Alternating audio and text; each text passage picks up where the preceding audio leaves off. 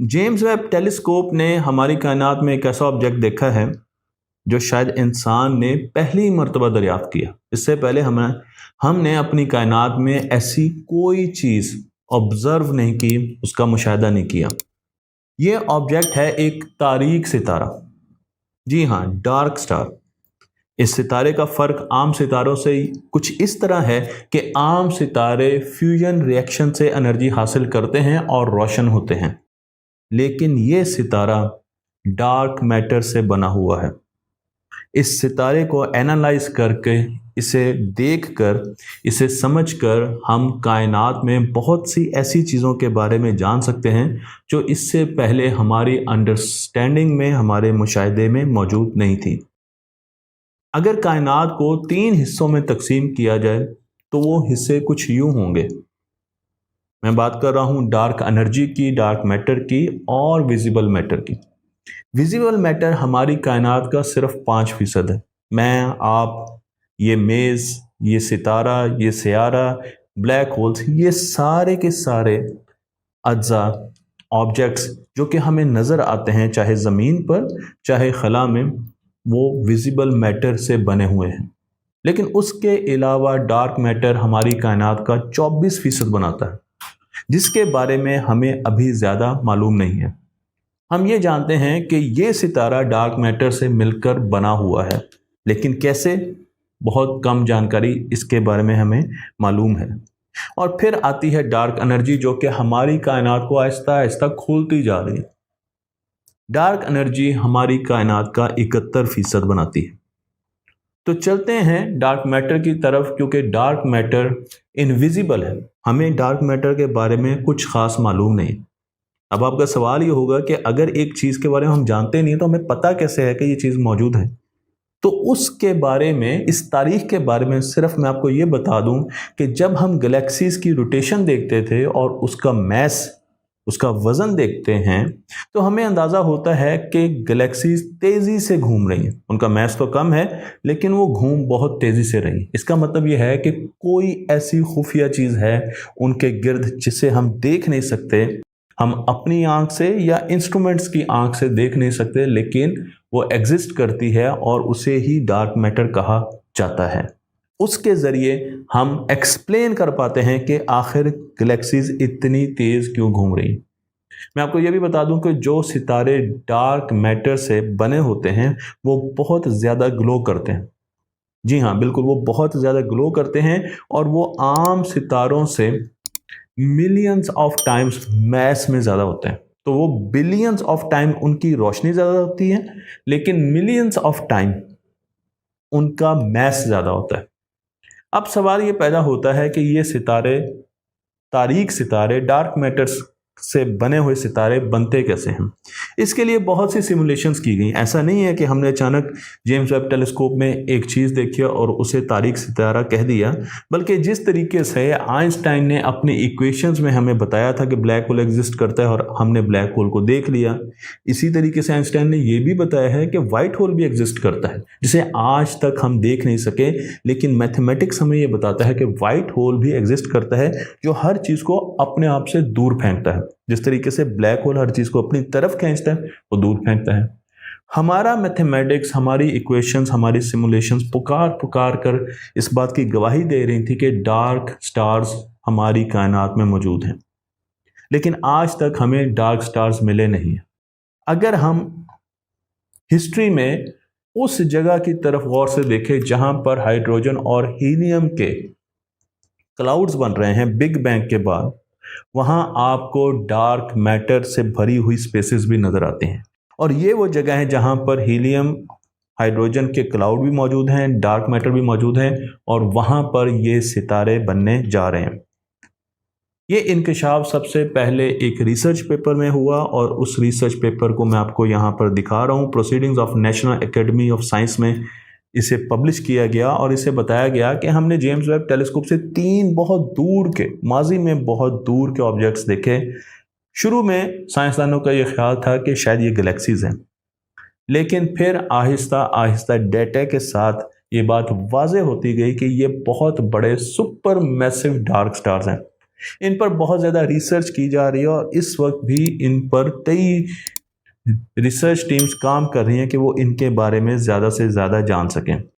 جب ہماری کائنات بنی، جب بگ بینگ ہوا اور ہماری کائنات مارز وجود میں آئی، اس سے تقریباً 100 ملین، اگر 10 ملین کی بات کریں تو 1 کروڑ، 100 ملین کا مطلب ہے تقریباً 10 کروڑ سال کے بعد ستارے مارز وجود میں آنا شروع ہو گئے تھے۔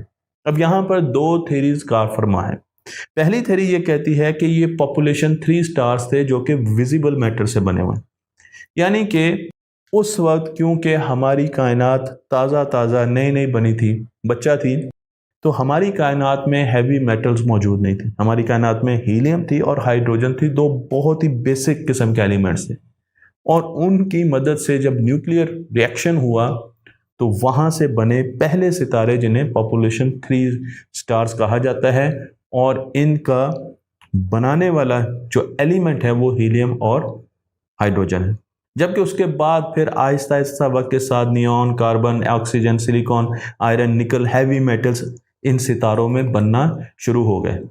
لیکن سوال آپ کا یہ ہو سکتا ہے، اور میں آپ کو یہ ریسرچ بھی دکھا رہا ہوں کہ ہیوی میٹلز کیوں نہیں ہے، تو میں نے آپ کو بتا دیا کہ اس وقت کائنات بہت چھوٹی تھی عمر میں، اور ہیوی میٹلز بڑے ایلیمنٹس اس وقت تک بنے نہیں تھے۔ تو آپ اس ریسرچ پیپر میں بھی اس چیز کو دیکھ سکتے ہیں۔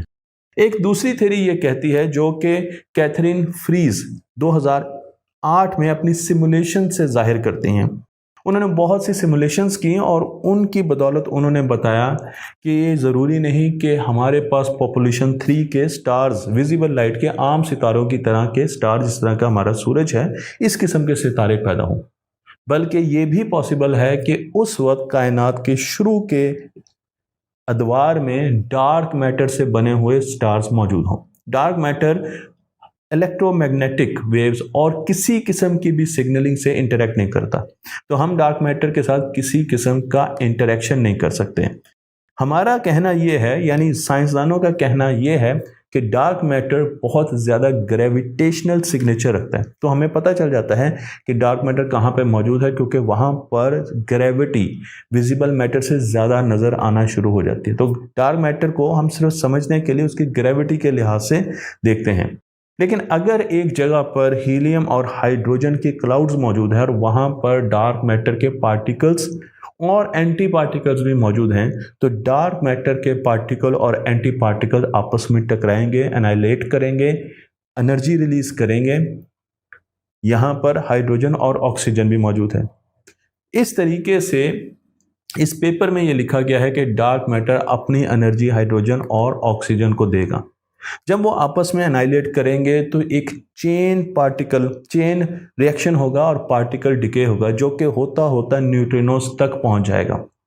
اور نیوٹرینوز کے بارے میں ہم جانتے ہیں کہ وہ فردر انٹریکٹ نہیں کرتے، اس لیے اس سے آگے ڈکے ختم ہو جائے گا۔ لیکن جو انرجی ان کلاؤڈز کو مل چکی ہے، ہائیڈروجن کے اور ہیلیم کے، وہ انرجی آہستہ سٹار فارمیشن کے لیے، ڈارک سٹار فارمیشن کے لیے جو کیٹلسٹ ہے اس کا کام کرتی ہے۔ میں آپ کو یہ بھی بتا دوں کہ اب ہمارا یہ خیال ہے کہ ڈارک سٹارز سینٹر ہیں منی ہیلوز کے۔ منی ہیلوز کیا ہیں؟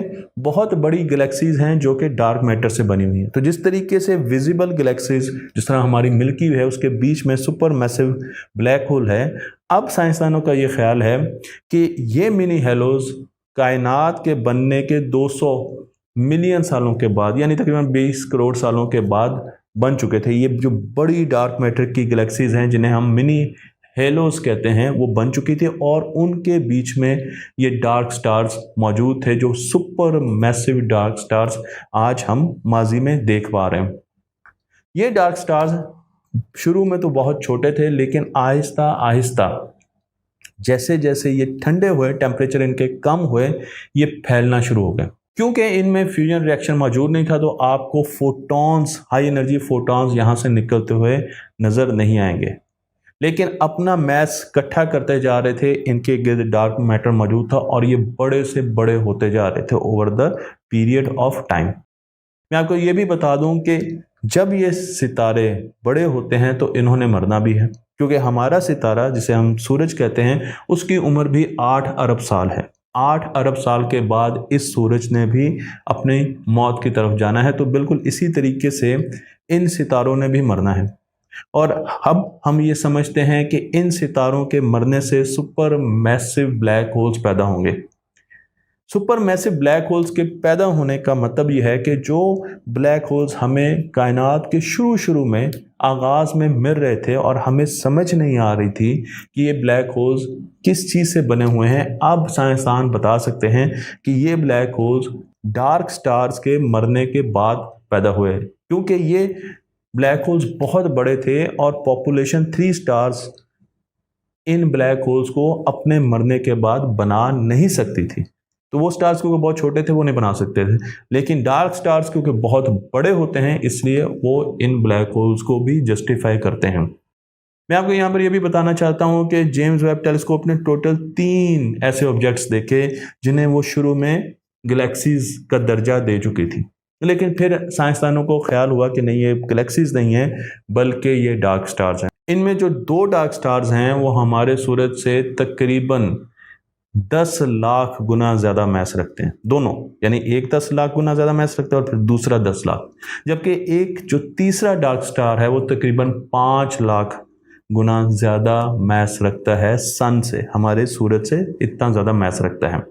मैं आपको आखिर में ये बताता चलूँ कि डार्क स्टार की फॉर्मेशन के बारे में अभी भी हम बहुत ज़्यादा नहीं जानते, लेकिन हम ये ज़रूर जानते हैं कि इसकी फॉर्मेशन के दौरान एक ऐसा इवेंट आया जो आज की कायनात में हमें नज़र नहीं आता, और वो इवेंट है डार्क मैटर का और विजिबल मैटर का आपस में इंटरेक्ट करना।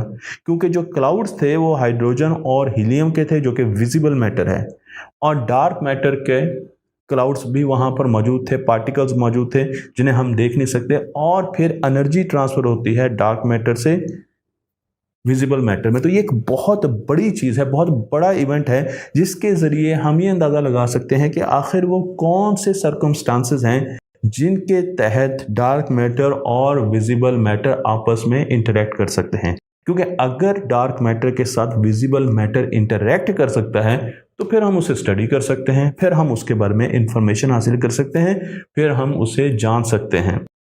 तो इसलिए ये बहुत बड़ी कामयाबी है, इस पर अभी मज़ीद रिसर्च हो रही है और ये हो सकता है कि अगले आने वाले वक्तों में हमें इन डार्क मैटर से बने हुए डार्क स्टार्स के बारे में और ज़्यादा इंफॉर्मेशन मिले। तो क्या ख्याल है आपका कि डार्क स्टार्स के साथ क्या डार्क ब्लैक होल्स भी एग्जिस्ट करते होंगे? अपने जवाब कमेंट्स में ज़रूर दीजिएगा।